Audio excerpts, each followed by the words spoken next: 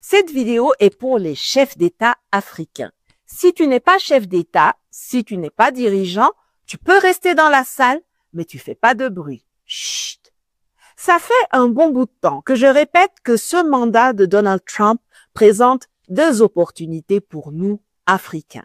Mais comme je vois que vous, les décideurs, vous êtes plutôt enclins à traîner des pieds, je vais aujourd'hui vous expliquer les dangers que représente pour l'Afrique le retour du milliardaire aux manettes à Washington.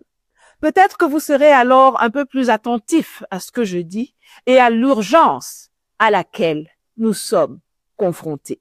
Il s'est récemment passé deux choses importantes du côté du continent américain qui nous impactent directement ici, en Afrique. D'une part, le 2 février, le secrétaire d'État américain, Marco Rubio, s'est rendu à Panama City pour rencontrer le président du pays, José Raúl Mulino, et lui dire, les yeux dans les yeux, que conformément à ce que Donald Trump a annoncé lors de son discours d'investiture, les États-Unis allaient récupérer de gré ou de force la gestion du canal de Panama. And above all, China is operating the Panama Canal, and we didn't give it to China, we gave it to Panama, and we're taking it back. Pour ceux qui ne sont pas au courant, je fais un petit retour historique. Un traité signé le 18 novembre 1903 octroyait aux États-Unis la concession du futur canal ainsi que le contrôle perpétuel d'une zone de 16 kilomètres l'entourant. Les signataires étaient John Hay, le secrétaire d'État de Theodore Roosevelt, et Bruno Varilla, un ingénieur et un homme d'affaires français escroc sur les bords.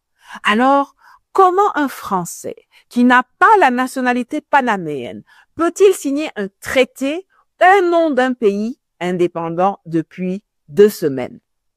Eh bien, c'est très simple. Jusqu'en 1903, le Panama était une province colombienne. Et en 1878, la Colombie avait octroyé à une société française dirigée par Ferdinand de Lesseps, l'ingénieur du canal de Suez, l'autorisation de construire un canal et de l'opérer pour 99 années.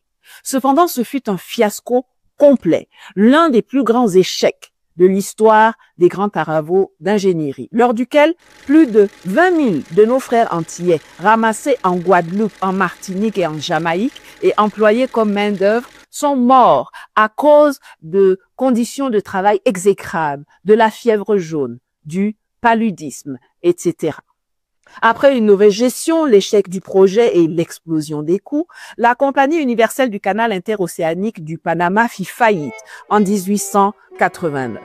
Philippe Bruno Varilla, qui en était le chef de division Pacifique, a repris des parts importantes de la société qui en a hérité des actifs et qui s'appelait la Compagnie nouvelle du canal de Panama. Il est alors devenu un ardent avocat de la reprise du projet par les États-Unis. Mais la Colombie était fermement opposée à cette idée. Les États-Unis qui avaient obtenu Porto Rico, Guam et acheté les Philippines, parce que oui, déjà à l'époque, les territoires s'achetaient, pour 20 millions de dollars à l'issue des 4 mois de la guerre hispano-américaine en 1898, voulaient contrôler un passage entre les océans Atlantique et Pacifique. Alors, les Américains et leurs serviteurs français Bruno Varilla ont soutenu financièrement, logistiquement et militairement les sécessionnistes de la région. Vous voyez que leurs sales habitudes remontent à loin et n'ont pas changé jusqu'à nos jours. Il faut bien comprendre que pour les États-Unis, sortir 20 millions de dollars ou même 1000 milliards de dollars, ça ne leur coûte rien. C'est du vent puisqu'ils ont la planche à billets. Et c'est ainsi que le 3 novembre 1903, les sécessionnistes déclarèrent l'indépendance du Panama, bien protégée par la marine américaine. Une indépendance sous haute surveillance, comme le chante si bien le grand frère Alpha Blondy.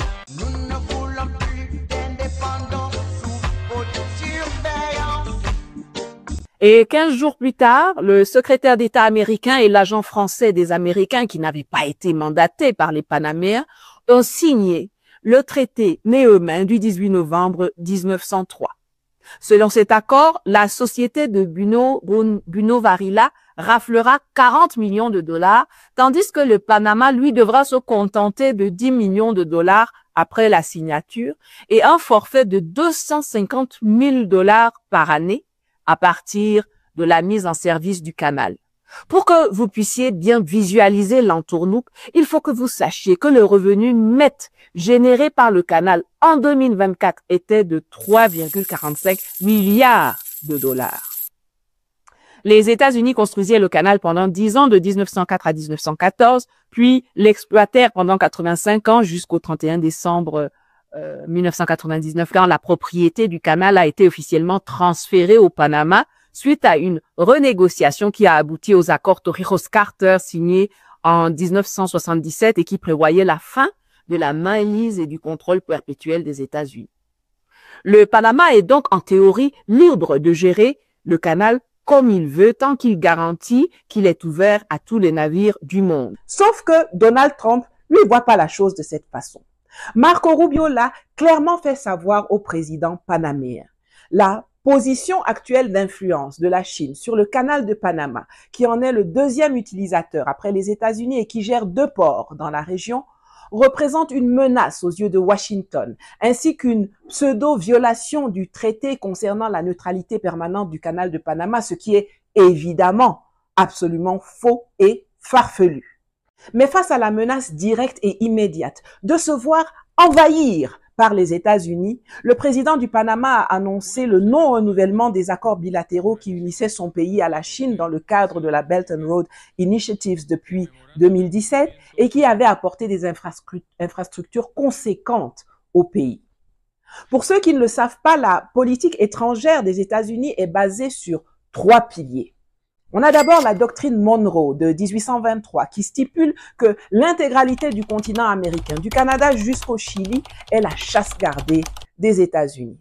Ensuite, on a le corollaire Roosevelt qui vient durcir la doctrine Monroe en 1904 en établissant que les États-Unis ont un droit d'intervention préventif et militaire dans les affaires internes des pays de l'Amérique latine en cas de mauvaise gestion. Et enfin, on a le NSSM 200, plus connu sous le nom de rapport Kissinger, sur lequel j'ai fait toute une vidéo que vous retrouverez sur ma chaîne et qui définit à partir de 1974 le contrôle des ressources stratégiques et des alliances mondiales. Alors vous me direz, mais en quoi cela nous concerne-t-il en Afrique? Eh bien, si la politique internationale de Donald Trump venait à redéfinir les bases d'un nouvel ordre mondial, les États européens pourraient envisager de reprendre pied sur le continent africain qu'ils considèrent comme étant leur création historique. En effet, les noms des pays, des capitales, des rues, des fleuves, des lacs, des forêts, des montagnes sont pour la plupart le fruit de la cartographie coloniale européenne. Petits exemples. Si vous ne le savez pas, depuis le XVe siècle, les colons successifs avaient baptisé les différentes zones de du golfe de Guinée selon les ressources qu'ils y trouvaient. Ce qui est aujourd'hui la Sierra Leone ou le Libéria, c'était la côte du poivre ou la côte des graines. Ce qui est aujourd'hui le Ghana, c'était la côte d'or. Toute la partie Bénin, Togo, Nigeria, c'était la côte des esclaves. Oui, oui, c'était une ressource, c'était l'or noir de l'époque. Ils ont tous changé de nom depuis lors, sauf un seul pays qui a gardé fièrement son nom d'esclave, la Côte d'Ivoire, sans surprise. Je ne parle même pas de l'autre pays qui a conservé son nom colonial de crevette du côté de l'Afrique centrale, le Cameroun, ou l'Afrique du Sud qui a gardé son nom de destination, ou bien la capitale du Congo, Brazzaville. Il y a encore beaucoup de boulot pour décoloniser les têtes de nos pseudo-élites. N'oublions donc pas de remercier les Kwame Nkrumah, Thomas Sankara, Mobutu Sese Seko, Mswati III, Robert Mugabe, Abdraman Tiani, Assimi Goïta et Ibrahim Traoré et consorts. De même, de nombreuses infrastructures telles que les chemins de fer, les routes et les ponts ont été bâtis sous domination européenne. Dans la logique de Trump, qui consiste à dire que puisque c'est nous qui avons construit, on peut revenir à tout moment car ça nous donne des droits éternels, les puissances européennes pourraient soutenir que l'indépendance accordée aux anciennes colonies a été une erreur, Tout comme la rétrocession du canal au Panama signée par Jimmy Carter en 77 a été une erreur selon Donald Trump. Elle pourrait dénoncer une situation où des acteurs comme la Chine, la Russie, l'Iran, la Turquie et d'autres pays qui n'ont jamais participé à ces investissements initiaux tirent aujourd'hui profit de territoires façonnés par l'Europe, tandis que les puissances créatrices en sont évincées. Arguant que les droits acquis durant la période coloniale restent légitimes au regard du nouvel ordre mondial émergent impulsé depuis Washington, l'Europe, en reprenant la main sur l'Afrique, cherchera à restaurer son influence, à financer sa relation avec l'hégémon américain qui l'attrape économiquement par les bijoux de famille, à freiner l'avancée économique et infrastructurelle du Sud global en général et de la Chine en particulier, et à stopper les flux migratoires qu'elle perçoit désormais comme une menace démographique et identitaire et non plus comme une ressource. Et ne vous y trompez pas, Trump ne sera pas contre. On le sait depuis son premier mandat, il n'en a rien à foutre de l'Afrique. Et la politique économique d'affaiblissement et d'essorage de l'Union européenne et des pays occidentaux qu'il a mise en place depuis un mois va contraindre ces derniers à devoir chercher de quoi payer les États-Unis tout en essayant de freiner leur propre dégringolade. Leur seule solution, le retour violent et permanent en Afrique pour lequel ils obtiendront très facilement la validation de Donald Trump. Ce qui est notre destin commun à nous, Européens, c'est la Méditerranée et l'Afrique, où notre destin se joue. Et donc je pense que cet intérêt commun-là devrait un jour faire que l'Europe se décidera à agir comme une entité politique qui ira défendre elle-même ses intérêts, y compris par le moyen de l'engagement de ses armées. En effet, j'aborde maintenant le deuxième événement qui s'est produit. Le 7 février, le shérif de la Maison-Blanche a signé un décret s'ingérant de façon ostentatoire, raciste, suprémaciste et impérialiste dans la vie politique et législative sud-africaine.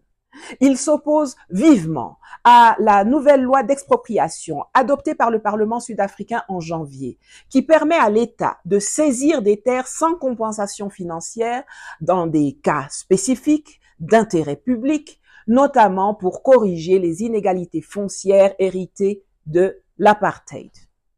Afin de contraindre l'Afrique du Sud à revenir sur cette disposition, qui aurait d'ailleurs dû être implémentée dès la chute du système en 1991, mais aussi pour la punir de son action en justice contre Israël et pour sa place dans les BRICS, Trump a décrété la suspension de l'aide américaine. Il menace de bannir l'Afrique du Sud de l'AGOA, l'African Growth and Opportunity Act, qui permet depuis l'an 2000 aux pays éligibles d'exporter 6500 produits vers les États-Unis sans payer de droits de douane. Et avec une attitude raciste pleinement assumée, Trump offre le statut de réfugié aux États-Unis, aux Afrikaners, c'est-à-dire aux descendants blancs des colons Boers. Mais je vais vous dire sincèrement, ce n'est même pas l'acte de Trump qui me choque le plus. C'est le silence des autres États africains et des institutions régionales et continentales face à cette tentative de revival de l'apartheid en plein jour. Au moins, quand Trump a annoncé qu'il allait arracher le Groenland au Danemark, les Européens ont fait corps pour protester. Mais chez nous, en Afrique, rien. Silence, bouche cousue. Et c'est ce manque de solidarité, couplé à une inaction chronique, qui permettra aux colons d'hier de revenir en force sur notre continent. Ils ne cachent même pas leurs intentions. Si vous êtes abonné à mes réseaux, vous avez vu les vidéos sur ma chaîne YouTube ou mes publications sur Twitter, sur Telegram, sur Facebook, sur Instagram. Si vous ne l'êtes pas, faites-le maintenant. Formez-vous et réinformez-vous surtout. Je vais enchaîner sur une image. Les Européens se retrouvent aujourd'hui au milieu d'un fleuve, alors que la pirogue dans laquelle ils sont assis prend de l'eau. Ils ont deux options. Soit ils continuent pour aller vers celui qui a fait le trou dans la pirogue et qui les attend là-bas avec un gros fusil braqué sur eux, ou alors ils rebroussent chemin et retournent vers là où ils avaient d'abord volé la pirogue. Le calcul dans leur tête est très vite fait. Parce que ce qu'ils ont fait une fois, ils peuvent le refaire une deuxième fois. D'autant plus que celui qui a fait le trou dans la pirogue, là, leur dit que si c'est pour retourner là-bas, là, c'est OK pour moi. Et je vais même vous aider en tenant en joue les gars d'en face pendant que vous nagez.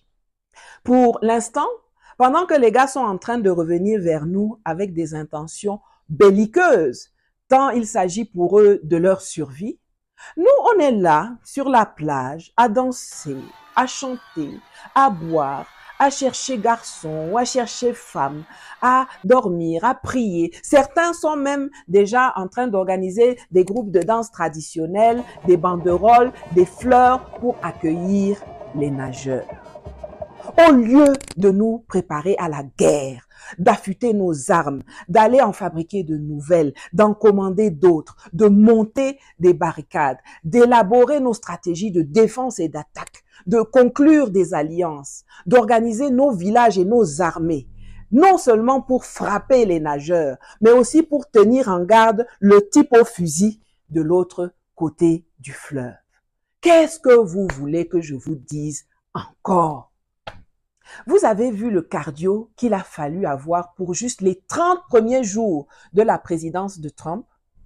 Je vous le redis une énième fois, les 4 prochaines années sont une occasion en or pour nous émanciper, pour cimenter notre souveraineté et pour décoller vers le progrès. Mais pour cela, il faut agir et il faut agir vite.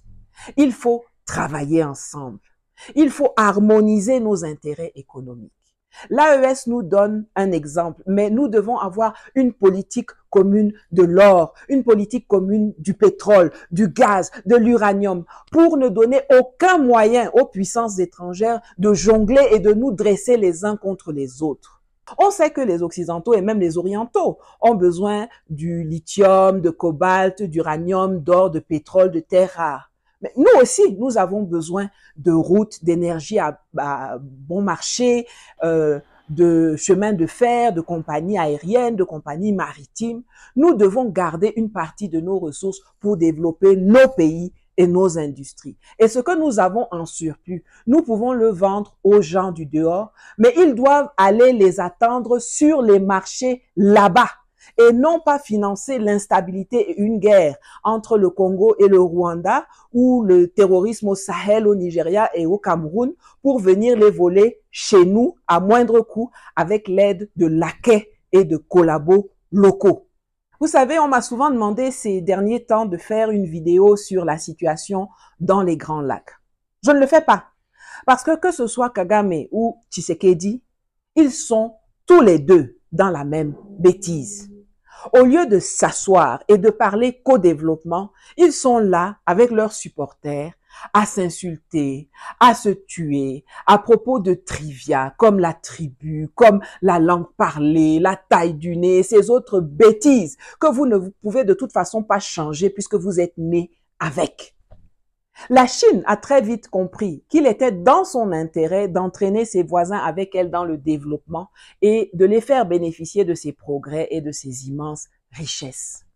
Toutes les ressources du Congo ne sont pas exclusivement au nord Kivu, au sud Kivu ou dans l'Ituri. Qu'est-ce que les jouisseurs qui sont au pouvoir à Kinshasa ont fait pour développer celles qui ne sont pas dans une zone de guerre? Qu'est-ce qui empêche la RDC de s'asseoir avec le Rwanda, avec l'Ouganda, le Burundi, la Tanzanie et même le Kenya et de développer une politique commune du coltan, du cobalt, du tungstène, du nobium, d'ouvrir des usines communes, des compagnies maritimes communes, des raffineries communes, de développer des centres d'excellence?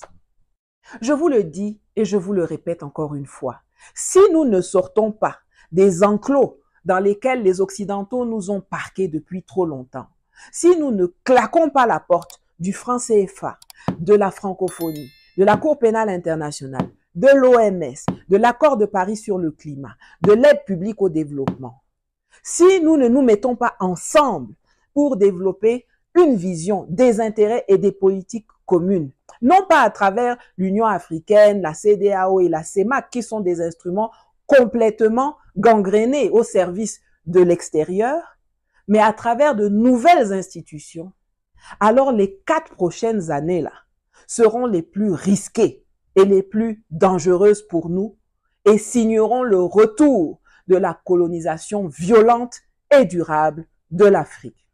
On voit tous comment, avec l'arrivée de Trump à la Maison-Blanche, les Européens n'ont même plus voix au chapitre sur les choses qui se passent chez eux.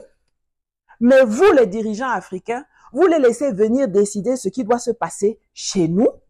Vous êtes même comment?